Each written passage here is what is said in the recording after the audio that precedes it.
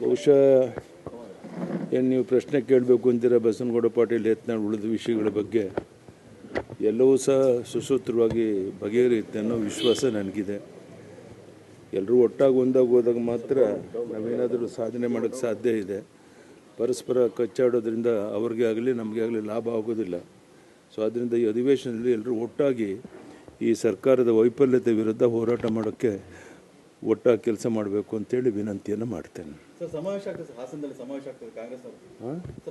ಕಾಂಗ್ರೆಸ್ ಅವರು ಸಮಾವೇಶ ಮಾಡ್ತಿದ್ದಾರೆ. ಕಾಂಗ್ರೆಸ್ ಅಲ್ಲಿ ಸಮಾವೇಶ ಗೊತ್ತಿದೆ, ಮಾಡಲಿ ಪಾಪ ಅವ್ರ ಪಕ್ಷಕ್ಕೆ ಬಿಟ್ಟದ್ದು ಕಾರ್ಯಕ್ರಮ. ನಾವು ಅದನ್ನು ಟೀಕೆ ಮಾಡೋಕ್ಕೆ ನಮಗೇನು ಅಧಿಕಾರ ಇದೆ? ಇಡಿ ತನಿಖೆ ಮಾಡೋಕ್ಕೆ ಇದಿಲ್ಲ, ಪವರ್ ಇಲ್ಲ ಅಂತೇಳಿ ಅವ್ರು ಏನು ಬೇಕಾದ್ರೂ ಹೇಳ್ಬೋದು. ಎನ್ಫೋರ್ಸ್ಮೆಂಟ್ ಡೈರೆಕ್ಟರೇಟ್ ಫುಲ್ ಅಧಿಕಾರ ಇದೆ. ಅವ್ರು ಏನು ತೀರ್ಮಾನ ತಗೊಳ್ತಾರೆ ಅದೇ ಅಂತಿಮವಾದಂಥದ್ದು. ತಮ್ಮ ವಿರುದ್ಧ ಅವರು ಒಂದು ಸಾಕ್ಷ್ಯಾಧಾರಗಳು ಸಿಕ್ಕಿ ಹೇಳಿಕೆಯನ್ನು ಕೊಡ್ತಾ ಇರೋದ್ರಿಂದ ಗಾಬರಿಯಾಗಿ ಈ ರೀತಿ ಮುಖ್ಯಮಂತ್ರಿ ಹೇಳಿಕೆಯನ್ನು ಕೊಡ್ತಾ ಇದ್ದಾರೆ. ಒಬ್ಬ ಮುಖ್ಯಮಂತ್ರಿಯಾಗಿ ಎನ್ಫೋರ್ಸ್ಮೆಂಟ್ ಡೈರೆಕ್ಟರೇಟ್ ಬಗ್ಗೆ ಗೌರವದಿಂದ ನಡ್ಕೊಳ್ಬೇಕು ಮತ್ತು ವಾಸ್ತವಿಕ ಸ್ಥಿತಿಯನ್ನು ತಿಳಿಸುವಂಥ ಪ್ರಯತ್ನ ಮಾಡಬೇಕೆ ಹೊರತು ಈ ಥರ ಟೀಕೆ ಮಾಡುವಂಥ ಅವ್ರಿಗೆ ಶೋಭೆ ತರುವಂಥದ್ದಲ್ಲ ಅಂತ ಹೇಳಕ್ಕೆ ನಾನು ಇಚ್ಛೆ ಪಡ್ತೀನಿ. ಧನ್ಯವಾದ, ನಮಸ್ಕಾರ. ಸರ್, ರಾಜ್ಯಪಾಲರ ಅಧಿಕಾರ ಮೊಟಕುಗೊಳಿಸೋಕ್ಕೆ ಪ್ರಯತ್ನ ಆಗ್ತದೆ ಸರ್ಕಾರದಿಂದ. ಸರ್, ರಾಜ್ಯಪಾಲರ ಅಧಿಕಾರ ವಿಧಿಗಳಲ್ಲಿ ಬಹುಶಃ ಭಾಳ ಡೆಸ್ಪರೇಟ್ ಆಗಿ ಈ ರೀತಿ ಕೆಲವು ತೀರ್ಮಾನಗಳನ್ನು ತಗೊತಾ ಇದ್ದಾರೆ. ಅದು ಅವ್ರಿಗೆ ಶೋಭೆ ತರುವಂಥದ್ದು.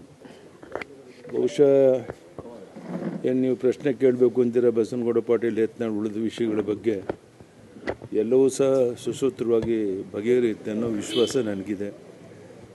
ಎಲ್ಲರೂ ಒಟ್ಟಾಗಿ ಒಂದಾಗಿ ಹೋದಾಗ ಮಾತ್ರ ನಾವೇನಾದರೂ ಸಾಧನೆ ಮಾಡೋಕ್ಕೆ ಸಾಧ್ಯ ಇದೆ. ಪರಸ್ಪರ ಕಚ್ಚಾಡೋದ್ರಿಂದ ಅವ್ರಿಗೆ ಆಗಲಿ ನಮಗೆ ಆಗಲಿ ಲಾಭ ಆಗೋದಿಲ್ಲ. ಸೊ ಆದ್ದರಿಂದ ಈ ಅಧಿವೇಶನದಲ್ಲಿ ಎಲ್ಲರೂ ಒಟ್ಟಾಗಿ ಈ ಸರ್ಕಾರದ ವೈಫಲ್ಯತೆ ವಿರುದ್ಧ ಹೋರಾಟ ಮಾಡೋಕ್ಕೆ ಒಟ್ಟಾಗಿ ಕೆಲಸ ಮಾಡಬೇಕು ಅಂತೇಳಿ ವಿನಂತಿಯನ್ನು ಮಾಡ್ತೇನೆ. ಸರ್, ಸಮಾವೇಶ ಆಗ್ತದೆ ಹಾಸನದಲ್ಲಿ, ಸಮಾವೇಶ ಆಗ್ತದೆ ಕಾಂಗ್ರೆಸ್ ಅವರು. ಹಾಸನದಲ್ಲಿ ಕಾಂಗ್ರೆಸ್ ಅವರು ಸಮಾವೇಶ ಮಾಡ್ತಿದ್ದಾರೆ. ಕಾಂಗ್ರೆಸ್ ಅಲ್ಲಿ ಸಮಾವೇಶ ಗೊತ್ತಿದೆ, ಮಾಡಲಿ ಪಾಪ ಅವ್ರ ಪಕ್ಷಕ್ಕೆ ಬಿಟ್ಟದ್ದು ಕಾರ್ಯಕ್ರಮ. ನಾವು ಅದನ್ನು ಟೀಕೆ ಮಾಡೋಕ್ಕೆ ನಮಗೇನು ಅಧಿಕಾರ ಇದೆ?